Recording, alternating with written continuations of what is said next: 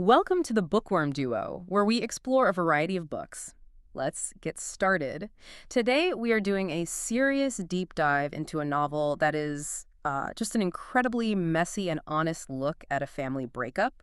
The sources we're using track this couple, Mary and John, but the story itself jumps all over the place across years. And that messiness is really the point, isn't it? The book just throws you into the emotion of it all. Totally. So what we're going to do for our deep dive here is bring some structure to that chaos. We're going to put it all in order chronologically. Yeah.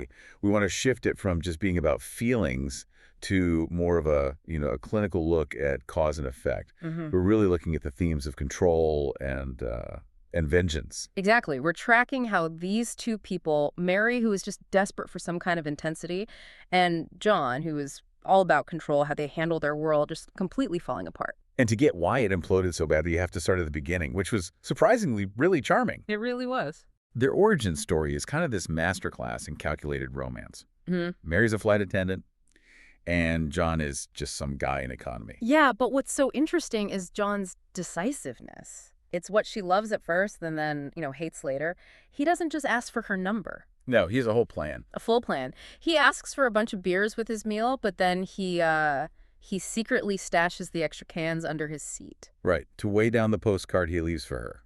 The one addressed to the prettiest attendant on the plane. I mean, what a move. It was a total shot in the dark, but it tells you everything about him. He knows how to get what he wants. And when he gets Mary, things move so fast. We're talking, 3 days from deciding to move in together to it actually happening. 3 days flat to her place on Linnigatan. And that momentum, that's so key. It really shows that Mary's role from the start was to get, swept up in his decisions. Which is exactly why the slow decay, as the book calls it, was so brutal for her. As John gets more successful and his life gets more stable, she just starts to see him as boring.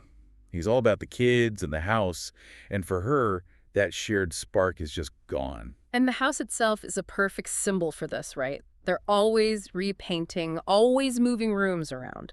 Nursery to office, office back to a bedroom. Yeah, trying to paint over those hideous yellow star wallpapers from before. It's like they're constantly trying to cover up the fact that the foundation is just not stable.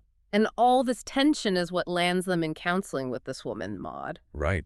And you find out that even before the official split, Mary was just feeling so unfulfilled. Yeah. She was just going along with things like those annual mountain trips she hated. Oh, the mountain trips. And John just couldn't get it. He called her feelings about it psychological mumbo-jumbo. Her refusal to go. Yeah. That becomes the turning point. Maud actually has to step in and say, Mary's need for her own space is valid. So she finally puts her foot down. She stays home during that winter holiday while John takes the kids. And that's when everything really shifts. It does. She has this whole weekend to herself, and the loneliness is just, you can feel it. She has this awful, stilted dinner with some neighbors. And then she goes out and buys that dress. Yes, the super expensive, totally impractical silk dress she absolutely cannot afford. That dress is such a red flag. It's this act of, desperate rebellion. And then the detail that just kills me. She goes home and tidies the kids' rooms. Obsessively. She even sniffs her son Victor's pillow. I mean, that's just this huge vacuum of feeling she's trying to fill. But then, that same weekend, the answer to that vacuum kind of appears. At a work dinner, her favorite colleague Hans shows up. Hans from accounts. Yeah. The one with the dark, curly hair. And this is where it gets real. He rests his hand on her leg under the table, and the book says her entire body had quivered. Yeah, that wasn't just flirting. That was the physical intensity she felt was totally gone from her marriage. That's the countdown starting. So she gets home from that weekend. They have sex on Sunday night. And John, he's just clueless. He's whistling on his way to work Monday, thinking, it's so nice to be home. But Mary was completely done. She calls him at work that same Monday and says it's over. And John's reaction is just, wow. So cold. It's this clinical defense mechanism. No comfort, no arguing. He just looks at her, thinks she looks ugly when she cried, and says, okay, that's what we'll do. It's not just cold. It's a complete withdrawal of all emotion the second he loses control. Exactly. And then the scramble begins. It's all about power. Mary has to secure her finances. She gets her 25% of the house value, meets with this young, attractive banker Andreas, and gets a loan for a tiny little apartment. She's building a whole new identity from scratch. And John's reaction to her independence, just pure vengeance. And he uses money to do it. He starts buying Christmas presents. Obsessively. This, like, grotesque pile of gifts starts growing in the garage. And he won't tell her how much to contribute, so he's basically forcing her into a competition she can't win. Yeah, he's weaponizing it. Yeah. And the kids are just collateral damage. He buys them riding camps and stereos to make himself look like the best parent. Right, which makes Mary feel miserable and mean when she's talking to Maud, the therapist. She just can't compete. And telling the children is just brutal. Their daughter, Frederica, she knew immediately. First thing she asks is, "It was Mom, wasn't it?" Ugh. And Mary tries so hard to make her little apartment seem fun, you know? She gets bunk beds and velvet curtains, but it just doesn't work. The kids rarely visit. They want the stability of the old house, even if it was boring. Meanwhile, Mary's life just gets grimmer. The affair with Hans becomes this weird, structured thing. Always on Wednesdays. In the disabled toilet at work. That detail is so dark. And her friends even say that Hans has a paunch and bad posture. This isn't some grand romance. No, it's a transaction, a desperate need for validation. But the messiness isn't just on her side. John is also trying to escape.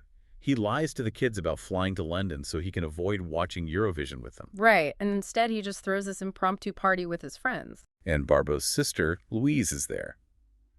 And there's drinking and fun, and it all ends with John hooking up with Louise on the basement couch. It's just such a contrast. Mary's chaos is this grim, secretive affair, and John's is this, like, drunken one-night stand built on a lie. Both of them are just desperately trying to prove they can still be desired, you know? And Mary's desperation just hits an absolute peak during the Easter break. Her mom is criticizing her nonstop. Hans cancels on her. And so she decides, in this moment of crisis, to get cosmetic surgery.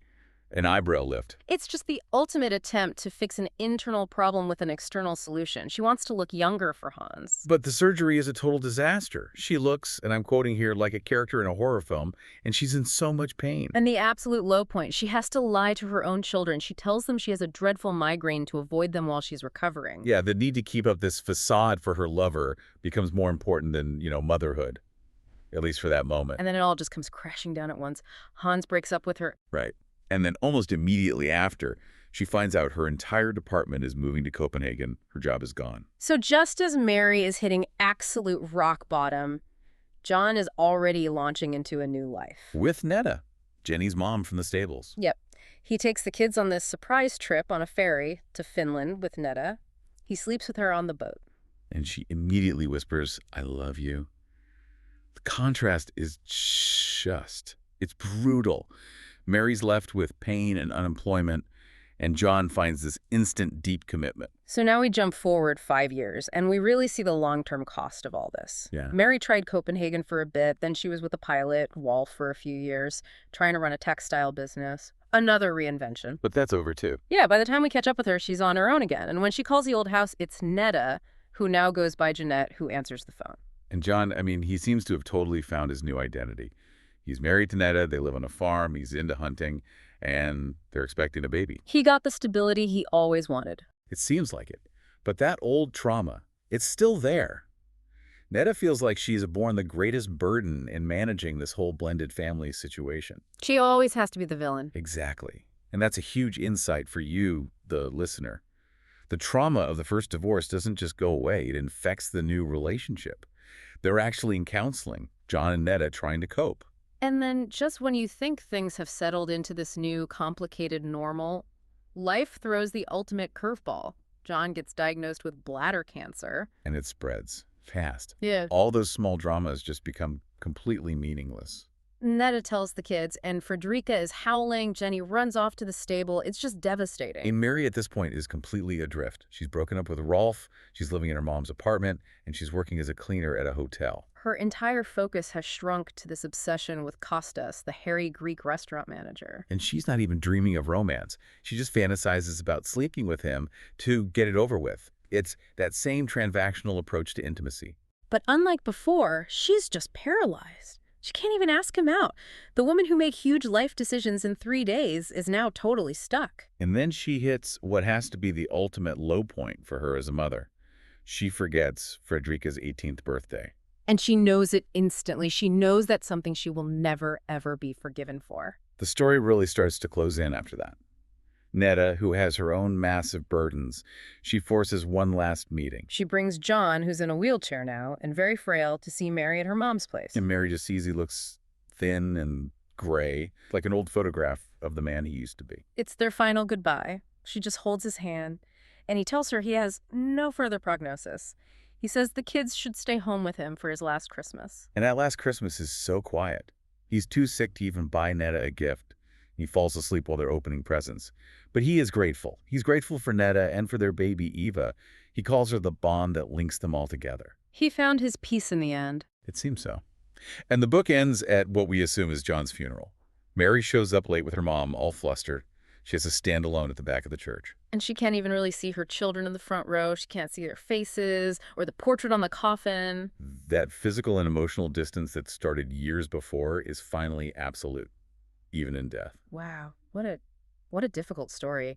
This book really shows that, even if one person, in this case Mary, is the one who starts the breakup, the trauma just ripples out for years. The fares, the money, the new relationships, the sickness. Mm. What is the real cost of trying to find happiness by just escaping?